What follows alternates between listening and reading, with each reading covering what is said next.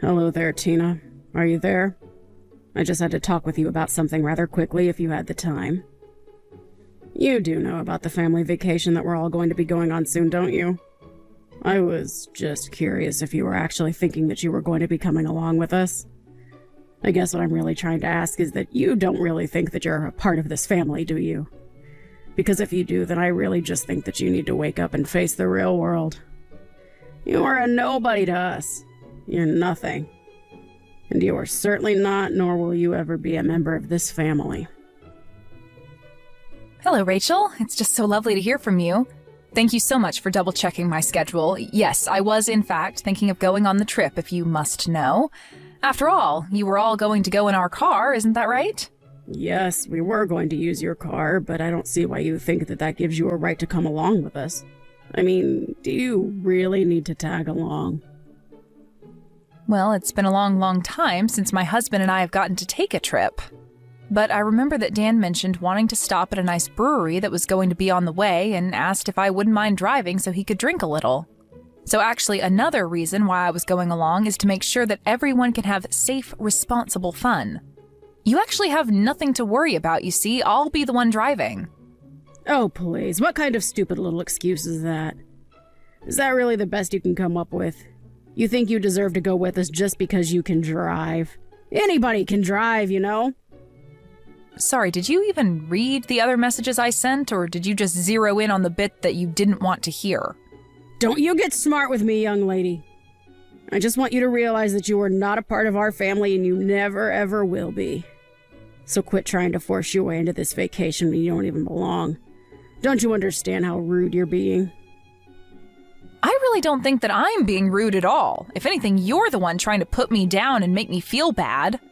But I'm afraid if you're not really going to change your mind about me at all, then all I can ask that you do is just have the patience to see the trip through to the very end. After all, it isn't like we all go on trips all the time together or something. Well, of course we don't all take trips together more often. Who in their right mind would want to go anywhere with you, huh? I fully understand what you're saying right now, Rachel. I have my own thoughts on the matter as well. But I don't think that we should be having this conversation via text. Maybe we could meet in person and talk? Because otherwise, I'm going to pick you all up in the car tomorrow at the time we all agreed on. I just don't get what my little Dan was thinking. I mean, what drove him to marry a no-good, nasty woman like yourself? Not only is your personality awful, but you're older than him as well. I mean, you must have so much patience in dealing with you. You know, he used to date gorgeous women who were younger than him and knew how to show respect to their mother-in-law. Maybe if he had married one of them instead of you, then I would finally have a grandchild by now. Sorry, are you talking about the ex-girlfriend that Dan had who stole all of his money and then ran away? I don't really know all the details of why they broke up, so don't go quizzing me about my own son's love life. All I'm saying is that my son would be much, much, much better off with a woman who was younger than him. If all that matters is age, then I guess that means I'm better for Dan than you are, isn't that right? Or am I misunderstanding the point that you're trying to make here? Of course that wasn't what I was trying to say, and you know that. Ugh. You really can be such a frustrating person to deal with, do you know that? I knew that I should have never ever allowed my son to marry someone like you. Oh, I know exactly what you meant, but would you like to know how? It's because you've complained about my age to me over and over again. I mean, aren't you bored of having this same conversation all the time? I don't even need to guess at what you might say next because we've already done this several times. And I'll say it as many times as I need to for you to get it through your head that you were too old for my son and that you were never going to be a part of this family. If you don't want to hear the truth about the matter, then you can just pack up your bags and leave. Otherwise, I'm going to keep pushing and pushing and pushing until you're at the very end. The very end? What are you talking about now? The very end of what? The very end of your wits, of course. And then you and Dan will finally get a divorce and I can start working on trying to set this family straight again. That's all I really want out of this. So basically you're telling me that your whole purpose with treating me this poorly is just to get me to divorce Dan? Well, I don't know how many times we're going to have this conversation in that case. But if you are going to be saying the same things over and over again, then so will I. And I am telling you for the I don't even know how many time that Dan and I aren't getting a divorce, okay? So don't bother waiting, don't hold your breath, and don't think that any kind of miracle is going to happen for you. Well, we'll just see about that, won't we? I wouldn't be so confident if I were you. Well, I don't need confidence when I know that Dan and I have no intention of splitting up ever. I just know it won't happen. Anyways, if this is all that you're going to be saying to me now, I think I've had my fill and I'll be taking my leave now. I'll see you tomorrow when I go to pick you up with Dan. Hey, you were standing right behind me, weren't you? I know that it was you behind me in line.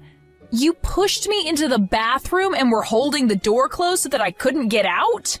What on earth are you talking about? I didn't do anything, dear. But I guess it was bad fortune that someone just let that big, heavy crate slide right in front of the bathroom door, trapping you in there. But at least you won't have to worry about needing to use the toilet since you're going to be stuck there for a long, long time. What is the matter with you, Rachel? Is this supposed to be some kind of prank or something? Because it isn't funny. What are you trying to pull here? Well, isn't it obvious? I was just locking you in the bathroom, that's all. I sure hope someone comes by soon to let you out of there, though. I don't get it. Why would you do this to me? I mean, Dan and I go to pick you up in the morning so that we can all enjoy going on a little vacation together, and you lock me in the bathroom? Are you really just going to try and keep me trapped here while you just drive away? Do you really think that you're going to get away with this? You've gone way too far right now. I think the only person that was taking things too far was you. I told you that you were not welcome to come on this family vacation of ours, and you just didn't listen. But now at least we'll finally be able to enjoy ourselves in peace, without you. Well, I'm so happy that you're pleased with yourself right now, but just how long do you think that happiness is going to last?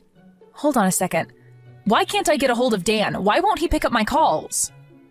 Well, that's because I told him that I'd hold on to his phone for him, of course. And then I'm going to tell him that you told me that you had an emergency come up. And I'll tell Dan all about how you had to leave early and called a taxi to come and pick you up. And then we can get on with our vacation and you can have fun waiting for someone to rescue you from the toilet. Are you kidding me? Please tell me that you're not serious about that. Have you guys already left? Did you really just abandon me here? That's right. We're on the road far, far away from you now. So your fate is out of our hands now. I just hope that someone comes along soon to let you out. Otherwise, you could be in there all night. So you're sure that it's a good idea to just leave me here then? Is that really what you want to do? Of course that's what I want to do. What kind of question even is that? I thought I made it clear that I didn't want you coming on this trip at all. All right, then fine. Have it your way. But just don't say that I didn't warn you. I hope you both get where you need to be safely. Dana, are you there? I really have something that I need to talk to you about right now. Where are you? Please tell me.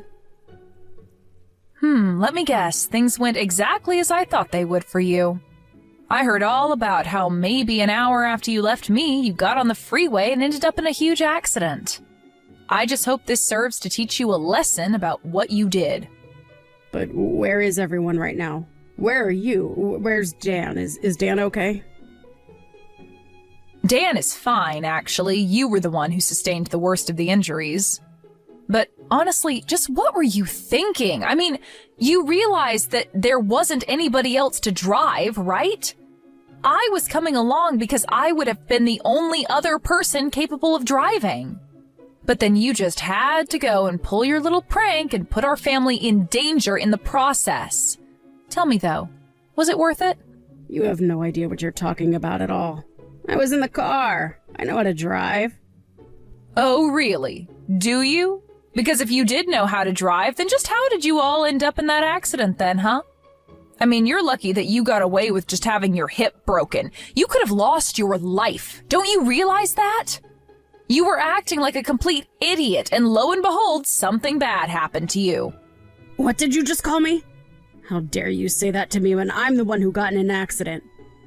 I mean, sure, it had been maybe a decade since I last ever drove, but still, a car is a car and I know how to drive. I just didn't think that there'd be so many other cars, and I forgot how fast you have to go on the highway. So basically, you didn't know how to drive, is what you're saying then. In fact, is your driver's license even still valid, or were you just driving around with an expired license?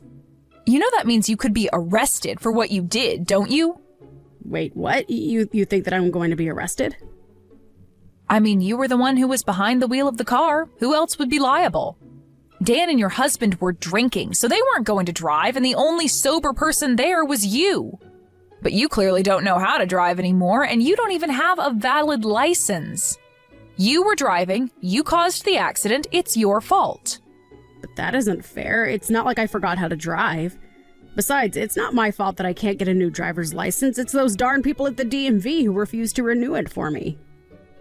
That's right, I had almost forgotten about that. I remember you mentioned that before Dan and I were even married. You mentioned how you told me that you would never be able to renew your license again.